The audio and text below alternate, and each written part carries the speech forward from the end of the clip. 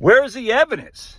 Just show it to me. Show it to me. So I'm reading a JP Morgan, I think it's Guide to Retirement for 2024, 2025, that Devin Carroll had cited in one of his videos. I like Devin. Big fan, long time. I like the JP Morgan stuff. Been reading it for freaking decades, basically. Lots of great information there.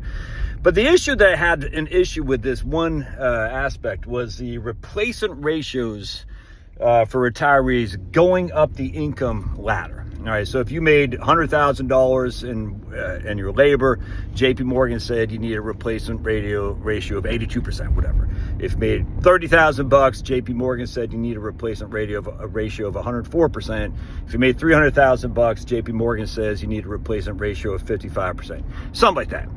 And intuitively, that sounds right. I'm like, yeah, I get that. But I was like, okay, where's a data source for this? I'd like to see it. And JP Morgan has this longitudinal study that Chase did on their own customers, first and foremost, which I thought was interesting, because I'd love to see that. I love these longitudinal studies. I'd love to see it. But I went to old friend Google and other website or other search engines, and I couldn't find the actual data. I couldn't find the study. And look, man, the conspiracy theorists and me, I don't trust nobody when it comes to this crap. I'm like, so you put out this information that seems, it makes sense. Intuitively, that makes sense. That if you're $30,000 a year pre-retirement income, you're going to probably need $30,000 a year post-retirement income I get that.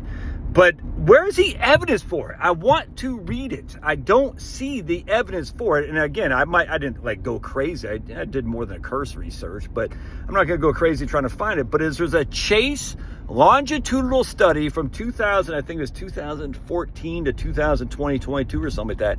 I want to see it, and I could not find it. And see, this is what drives me crazy. But economists, about financial planners, retirement guys, everything that's in a soft science. Yes, economics is a soft science. Financial planning, retirement planning, investment planning is a soft science. You can have Markowitz, you can have Paul Samuelson, econometrics, you can have all this. It is a soft science. The reason it's a soft science because of hard science, math, starting with. Well, math's not really science. Okay, whatever. Physics is based on math. Physicists have math envy. Economists have physicist envy. That's just all there is to it. So anyway, 2 plus 2 is 4. It is or it is not. That is absolutely a fact. 2 plus 2 is 4. All right. Are we actually alive today? Yes, we are. That's, you could say, oh, we're all stimulated or simulated. I don't care. We are actually alive. It hurts when I pinch right here. I pinch myself. Ow! Ow! It hurts. So I'm not dreaming. I'm alive because that pain. Actually, I even pinched my, I pinched my neck right there. Whatever. Anyways. Long story short, and there's other places you could pinch if you know what I'm saying. That hurt a hell of a lot more. So I pinched myself and I am alive. So that's just a fact. All right. So these are factual things. It's mutually exclusive. 2 plus 2 must equal 4. 2 plus 2 can't equal 5. That's all there is to it.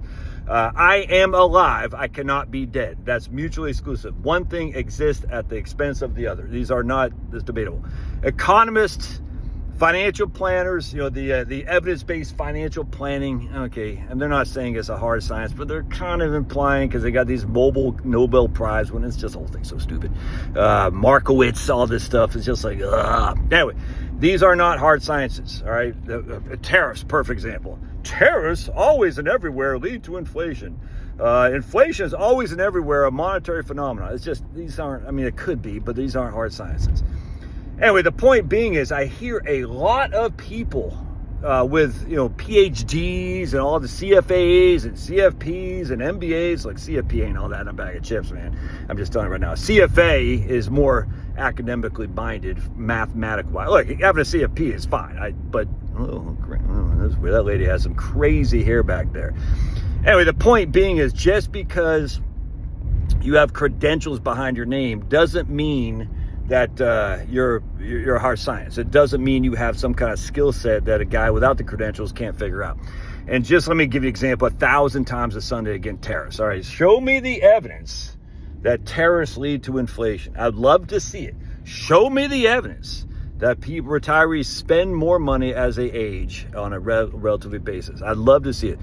There's a million things that we can say, show me the evidence of this. Now, that doesn't mean there's no evidence. I mean, it's just kind of like people say, well, I listen to Ben Shapiro, because I can't stand that guy, but he's like, show me the evidence that JFK wasn't killed by Lee Harvey Oswald. There's tons of evidence. It doesn't mean it's legit or that it proves that it wasn't, but there's evidence. We have evidence all over the place for all kinds of various things. The thing about my business is I haven't seen a whole lot of evidence that warrants the discussion of like the 4% rule, that warrants the discussion of retirees running out of money. I just haven't seen it. And I've asked, warrants the discussion that inflation is going up. Personal inflation rates for retirees are going up each and every year. I haven't seen it. And again, I love to see this evidence, and it's just not out there. I haven't seen, let me go back to MMR vax. I haven't seen the evidence that MMR vax is safe. I haven't. Doesn't mean it's bad, just I'm saying right now, when you factor in all the other jabs that go with MMR vax, is that safe for children? We haven't seen the evidence of that, and I'm just telling you, man. The evidence that is supplied to me, if you actually read the studies, and there's very few, by the way, is sparse. It's just, I mean, there's a little bit of evidence, but it's not much, not enough to say, that solves this dilemma. It just isn't there. And the thing with the JP Morgan thing is it says one thing and they have a source, but I couldn't find the source material. And I just want to see the source material. It's kind of like the Center for Retirement Research Retirement Risk Index. They actually cite their evidence on that.